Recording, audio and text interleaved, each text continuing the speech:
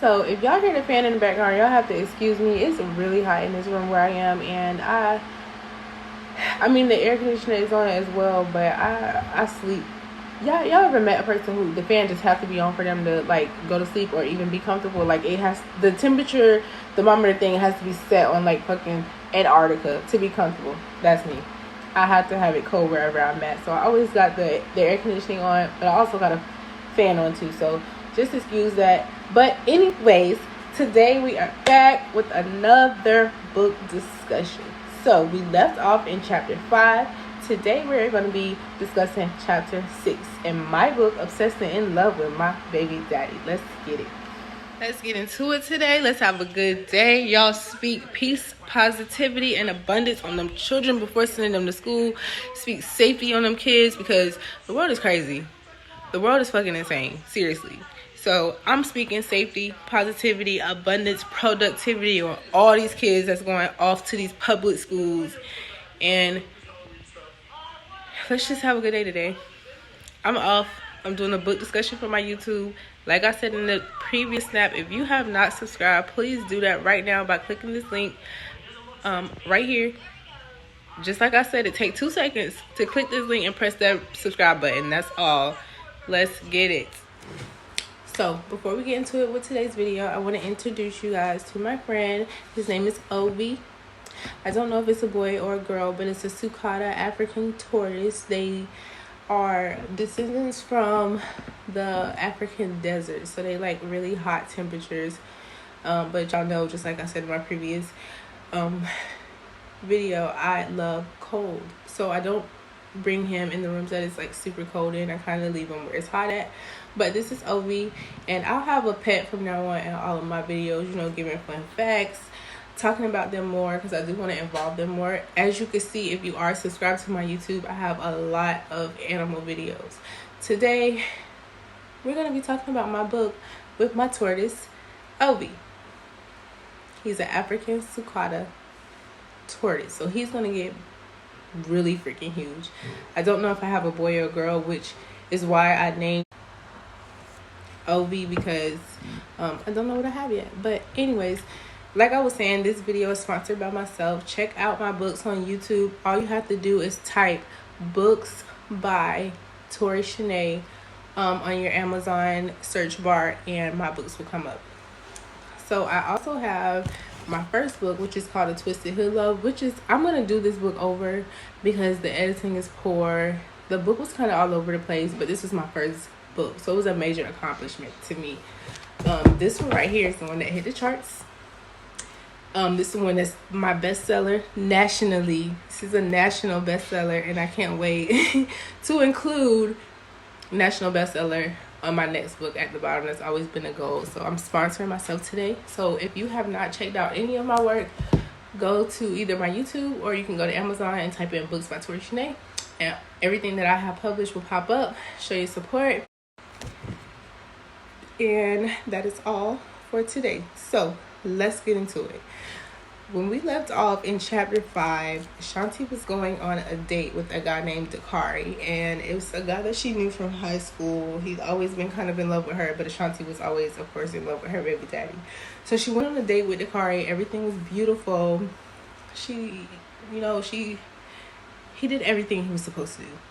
But still, Ashanti was caught up on Milo. All she wanted was Milo. So on her way home with Dakari, she seen Milo with a girl. Ashanti got out and she acted a complete fool. So chapter 6, we are getting into Milo's perspective of Ashanti at this moment. So Milo is stressed out. Ashanti just beat up the girl he was with. The girl ended up leaving Milo because she didn't want to deal with no baby mama, baby daddy drama. She didn't want to deal with it because, you know, who the fuck does? Who wants to deal with baby mama drama 24/7? So Milo goes to gamble with his boys. At the beginning of chapter 6, he's gambling. All his boys are talking about is Ashanti because Ashanti be showing her ass and she don't care who she's in front of. So, and then that video of Ashanti beating a girl up went viral. So everybody know about it. The whole hood know about it. The whole community, they know about it. So they like, damn, Milo, like, they like teasing him. You know how boys do when they get together. They gambling too, so they gambling at the same time, and they teasing Milo about Ashanti. But Milo, he just over it at this point because he's so mad at her. He's so mad at her, like, because she showed out. So they get done gambling and they go to the bar or a club. When they get to the club, this white girl walks up to Milo, and Milo is intrigued by her. She's different, not like normal white girl. So Milo checking her out. She walked up to him, you know, she hit on him first. So Milo's checking her out, and she got the lemonade braids in, you know, she got the full pink lips. And when I say full lips, I just mean, y'all know, like, let's be real here when it comes to and don't take this the wrong way, or you can, I really just don't care, this is just me being weird, real. Black female seems to have fuller lips than white females, but she had full pink lips. So she had the lemonade braids, and you know, braiding is kind of, I won't even go there, but y'all know, I don't want to get banned, but y'all know what I mean. Like, she had the perfect shape, she had a fat ass, like, she was just pretty. So, but she presented herself as a sex worker. That's what I would say, because I can't say the P word on YouTube, they'll block me. So she presented herself as that. So Milo was kind of getting, you know, the feel, and he straight up told her, he was like, I'm not no sucker for coochie. Like, I got a crazy ass baby mama, and I got another girl that I'm dealing with. He told her off rip. So he left it up to her to deal with him or not. But little did he know, she wasn't even coming at him on that type of time. She was trying to get some money, and Milo looked like, you know, the perfect candidate. So Milo asked her, do she want to leave the club with him, and you know, they go get a room or whatever. But this girl, like, her true colors, every second that she's with him is coming out. So they walk to Milo's car, and you know, Milo, like, he a street nigga, he not getting in no sex worker car and going nowhere with her. Like, he's smarter than that. So he tells her, he like, okay, we ain't about to do this like this. We about to go get in my car, and we gonna go get a room, and I'm gonna just drop you back off to your car either in the morning or later. So they get in Milo's car, and they pull up at a Hampton Inn in downtown Wilmington on Gray Street. So when they pull up, the white girl, because she doesn't have a name, she's like, dang, you doing it big like this? Mind you, this is just a simple Hampton Inn. So she's like, dang, you doing it big like this? Okay. Milo's like, you think this is big? We're at a Hampton Inn. It's so many more fancier hotels than this. So if you think this big, you a low budget bottom ass bitch. And I don't fuck with bitches like that. I fuck with bitches that got money. So Milo's instantly turned off. He don't even want to deal with the girl no more. At this point, he don't want to talk to her no more. She's too low budget for him. He's settling for less by doing this with her. He don't want to do it no more. So he made up his mind. He like, you know what? I'm about to drop you back off at your car. He like, I don't even want to do this. Like, I don't want no part. She too low budget for me. You know what I'm saying? Like, if you think this is nice, I don't even, you know what I'm saying? Like, y'all get what I'm trying to say. She too low budget for him is basically what I'm saying. Say hey, LB. Say hi. Say hey to the camera. What is that on your show? But anyways, so he getting ready to drop her back off. So out of nowhere, this is where it gets kind of crazy. Out of nowhere, his window is busted out from the outside. The passenger seat window is busted out from the outside. It's Ashanti. The word got back to her somehow.